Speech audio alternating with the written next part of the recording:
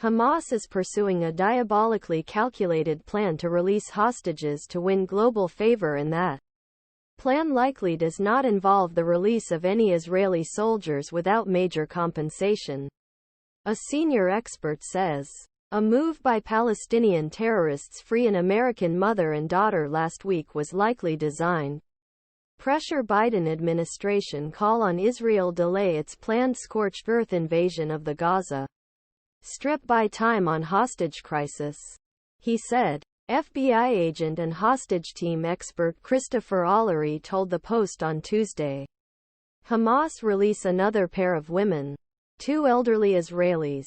Late Monday was also a very calculated move.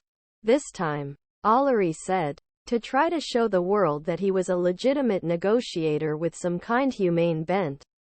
Even though terrorists brutalized women and children during their bloody invasion of Israel on October 7, former hostage Yocheved Lives, 85, said after his release on Monday that he and several of his fellow captives were separated from the main group and taken to a smaller room in Hamas' infamous spider web of Gaza tunnels.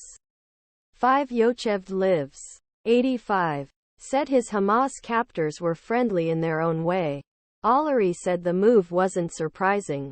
Hamas likely divided the victims into different groups: women and children, people with medical conditions, dual citizens such as Americans, Israeli civilians and the Israeli military.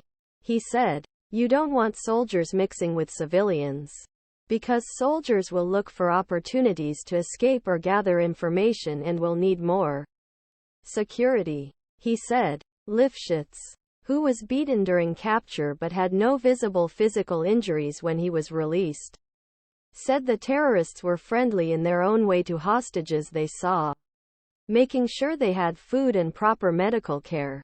Hamas treats hostages as money. Allery said. Like a cattleman. They want to keep their herd healthy and well-groomed. And they want to be able to trade at some point.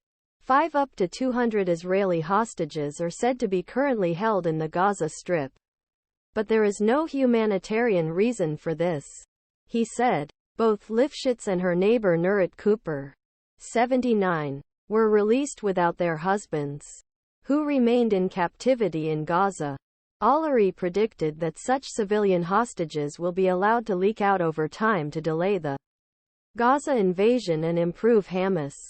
They want to be seen as a legitimate fighting force under the law of war. Allery said of the terrorist group. But if they are holding hostages, they are breaking the rules of war from the 1979 International Convention Against Hostage Taking. Are you looking for help? Donate here. UJ Federation New York's emergency fund to provide critical assistance the people of Israel, working with a network nonprofit organizations that assist Jewish communities around the world. According to the Geneva Convention, taking hostages during war is also considered a violation. But he said Hamas would not unilaterally release military hostages.